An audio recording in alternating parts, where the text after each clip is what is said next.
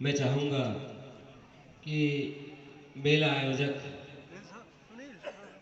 जो हमारे हरप्रसाद भैया हैं वो सामने आ जाएं तो मुझे बड़ी प्रसन्नता होगी, क्योंकि उन्होंने प्रबल भावना भाई थी इस कार्यक्रम को करवाने की, और बार बार उन्होंने ये प्रार्थना भी की थी कि भैया जो आयोजन होगा उसकी भावना और उसका भाव जो है वो मुझे स्पष्ट करिएगा।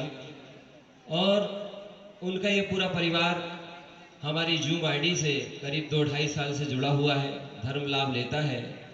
तो आज मैं आपके सामने कम शब्दों में, कम समय में बहुत कुछ कहना चाहता हूँ। और मेरी भावना ये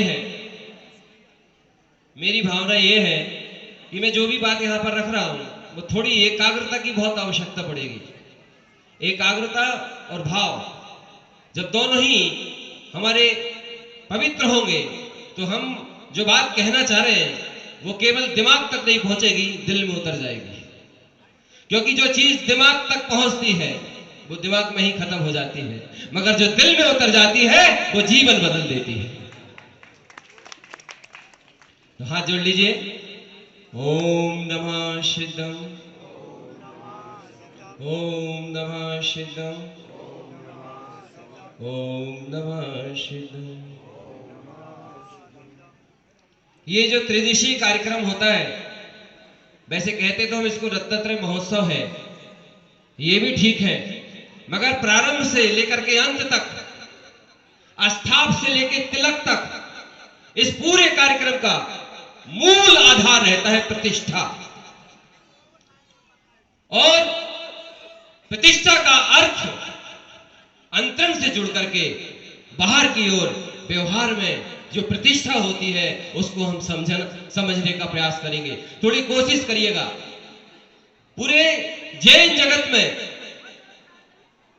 जहां जहां भी ये कार्यक्रम होते हैं, परिवार समाज में या श्वेतांबर समाज में जहां पर भी होते हैं, तो उनके यहां थोड़ा अलग है और हमारे यहां थोड़ा अलग है। प्रतिष्ठा है क्या चीज, हमें उसको समझना है।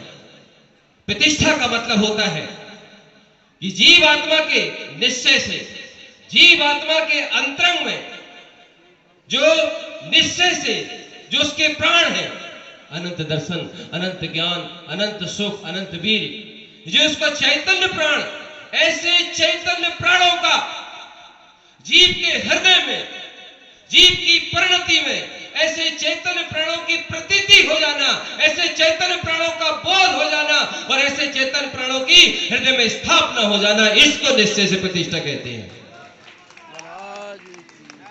और ऐसी प्रतिष्ठा जिसकी हो जाती है वो जीवात्मा सदा सदा के लिए सिद्ध शिला में प्रतिष्ठित हो जाता है। प्रतिष्ठा कोई साधारण विषय नहीं है, बहुत बड़ा विषय है। मगर निश्चय से जो प्रतिष्ठा का विषय है, निश्चय से जो वास्तविक प्रतिष्ठा है, उसका संबंध अंदर से है। और अंतरंग में, जिसके हृदय में निज चैतन्य प्राणों की स्थापना, अनुभूति और प्रतीति में जिसके आ गई, समझ लो उसका जीवन भाव से पार हो जाता है। अब दूसरा भाव समझिए इसका। जो जीव आत्मा के निज चैतन्य प्राणों की प्रतिष्ठा होने में निमित्त बने,